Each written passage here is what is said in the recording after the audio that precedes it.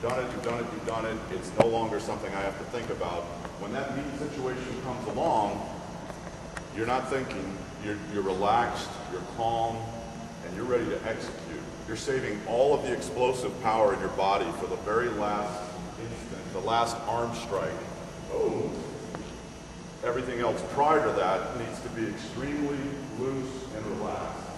My dad, when he taught me how to throw, he was in his 30s and his knees were already shot, so he couldn't really physically demonstrate too much to teach me as a thrower, as a freshman in high school. But what he did teach me was how to compete, the mental side of competition. And he got me in the very biggest meets. I routinely would throw a personal best. And I credit that to him because he gave me the ability to understand that practice was for perfecting the technique, and the meets were for enjoying the fruits of your labor, if you will. Getting to that meet, he told me, put your athletic bag on the grass, put your head on your bag, look up at the clouds, get your mind anywhere but in this ring, in between throws. When your time is to throw, you walk in that ring. It's like walking into a dark room. You flip on the light switch, now you're ready to go. When you leave the ring, you flip the light switch off, it's dark. You go back to relaxing.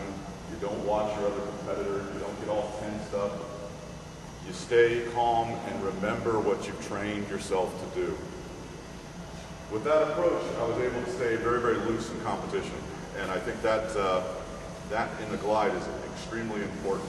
The other part, of course, is having a routine. I always entered the ring from the same direction. It's really hard for me to learn what we do now, or the Adam Nelson walk up, rip your shirt off, get your best serial killer look on your face and walk in the ring. I can't do that because I always walk in from the back half, and I come to the front of the ring and I sight exactly what angle I'm going to release. I see myself doing it in my head, which can't be understated, by the way. Many of you throwers, hopefully you're spending time, like Coach Bedard said, you're reviewing film, you're looking at YouTube, you're analyzing the best throwers out there, and then throughout the week you're visualizing that great throw in your head over and over. So there's the practice throws, there's the dry spins or glides without the shot or the discus, repetition, repetition, repetition.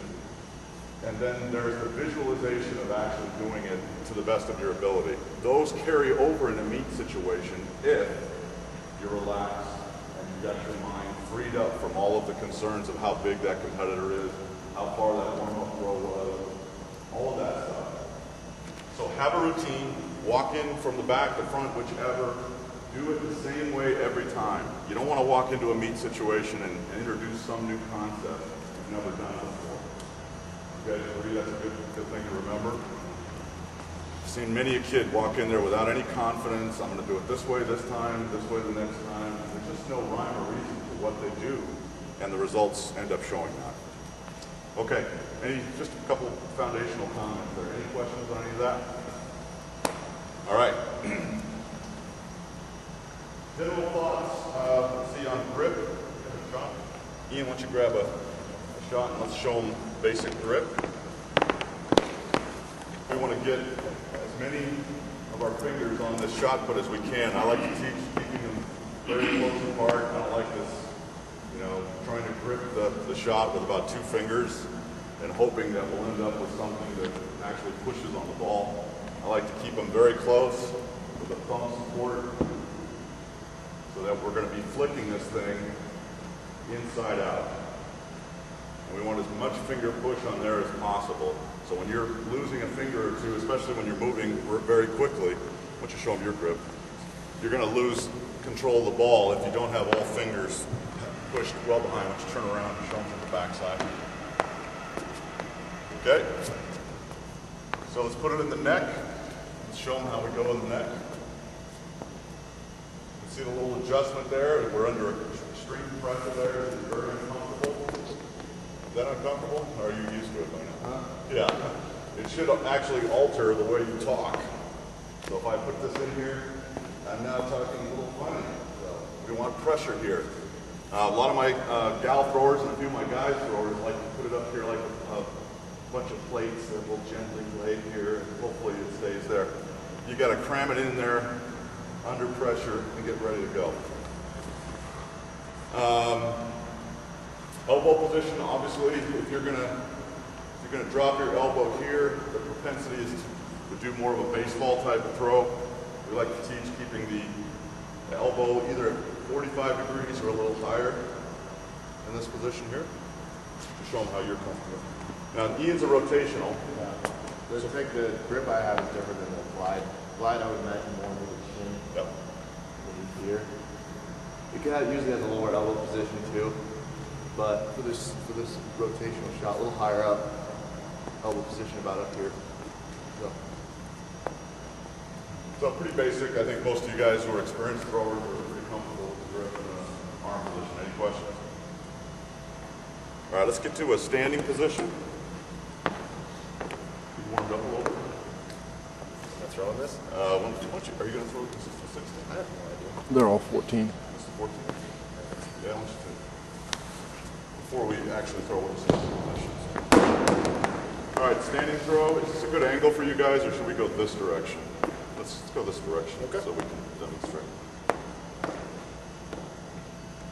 So standing throw position, we've got the shot put behind the right foot, so that if it were to drop, it'd be back here. That's important for making sure that we've got this ability to move the ball all the way back here, all the way to the finish. A lot of throwers are kind of sloppy with this. They just bring the shot here, and they could be here. Weight over the right leg, let's demonstrate that. So if you picked up that left foot, would you fall over? No, we've got good balance. We've got a good right knee flex. We've got a straight line from the head through the back to the back foot. That's important too. So it's kind of a rolled back approach. We don't want to hunch over like that. You all see that? Not effective movement, tends to make you want to rotate that direction. What else should we talk about? Standing position. Foot alignment. Foot alignment, thank you. Heel-toe relationship. Yep. So the front of the left toe should be about the middle of the right foot. Here to here.